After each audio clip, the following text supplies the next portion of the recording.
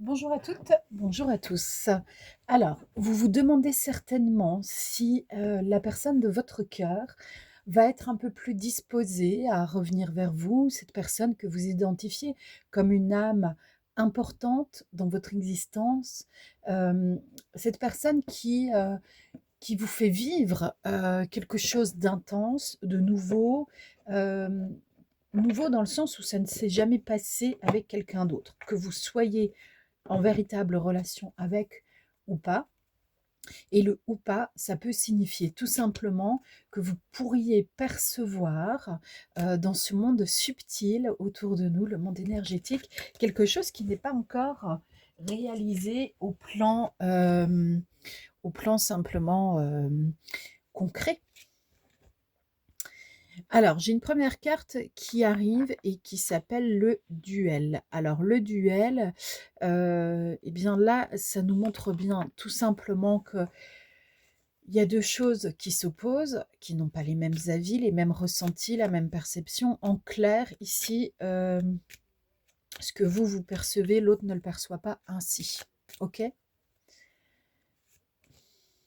J'ai le puits.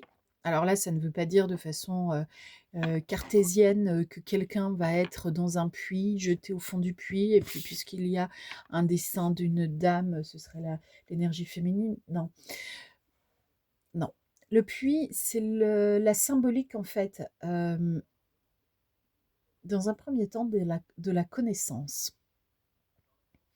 d'aller creuser en soi. Mais là, vu comme c'est configuré, c'est plutôt la sensation de prison. On a l'impression d'être comme dans une toile d'araignée, bloqué dans des liens qui, en fait, n'apportent pas de lumière, n'apportent pas vraiment de saveur, euh, ou du moins de saveur agréable. J'ai la carte de la moisson, mais qui est arrivée de travers. Donc, il y a quand même quelque chose qui pourrait se récolter, se mettre en place, parce que dans l'existence, il n'y a jamais rien. Il y a toujours quelque chose. Cependant, ce n'est pas satisfaisant. Il y a la notion du passé qui est trop importante en fait dans cette histoire. C'est comme si vous vous tourniez vers quelque chose qui a déjà eu lieu en espérant que cela revienne. Alors, on ne vous dit pas que c'est impossible. On vous dit que les réponses sont compliquées parce que vous ne regardez pas au bon endroit. Alors, ça ne veut pas dire que là, tout de suite, vous devez changer de chaîne, euh, quoique, vous verrez. La destination est elle-même à l'envers, mais vous pourriez aussi vous demander si vous regardez bien le nord, si quelque chose avec le nord a le nœud nord aussi peut-être, a une importance dans votre existence.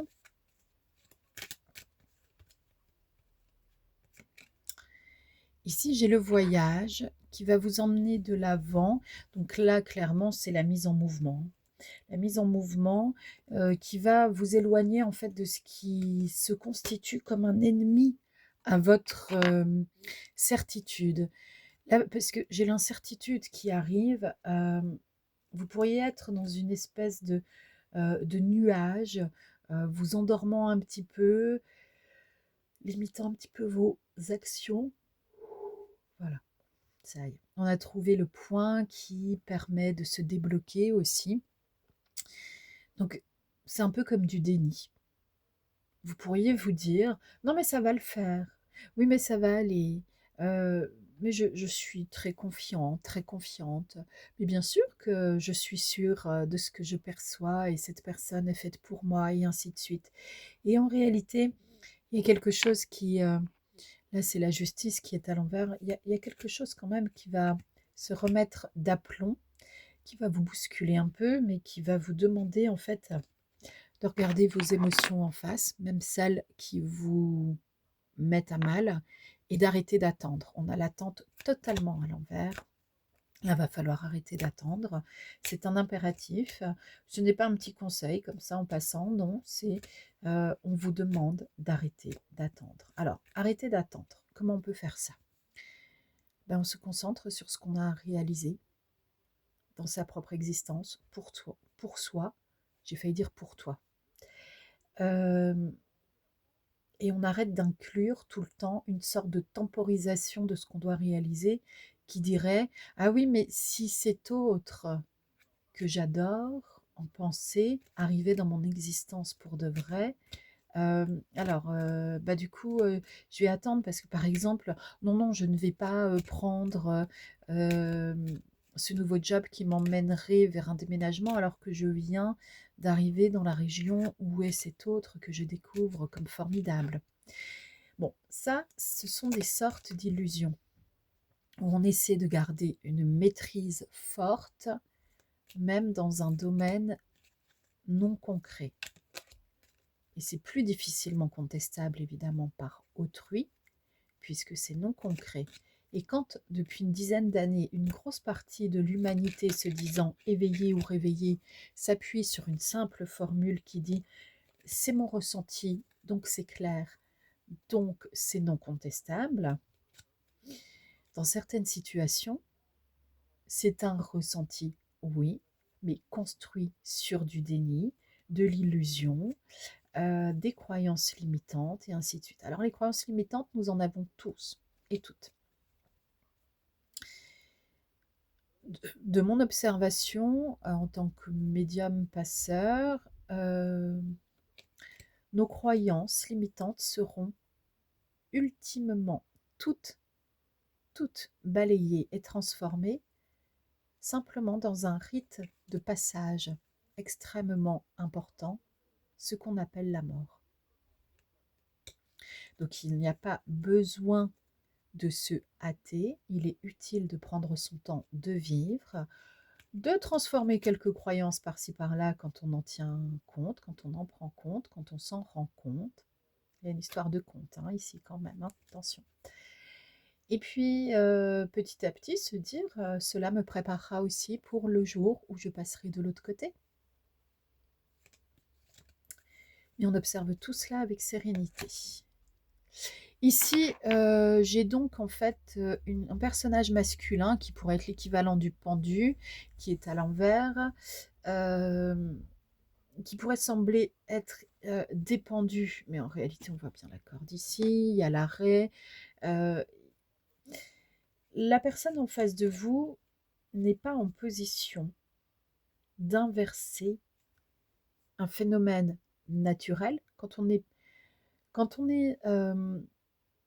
en pseudo-phase d'immobilisme dans nos énergies, c'est toujours naturel. C'est un ralentissement de rythme. En fait, ce n'est pas un arrêt définitif ou véritable. Mais cette personne n'est pas en mesure de changer cela pour l'instant parce que elle ne fait pas les prises de conscience. Donc ça veut dire clairement que vous êtes dans votre propre tunnel, la personne est dans un autre. Et ils ne concordent pas. C'est comme s'il y avait un tunnel à je ne sais pas, à New York, et puis un autre qui est à Alger. Chacun est dans sa direction.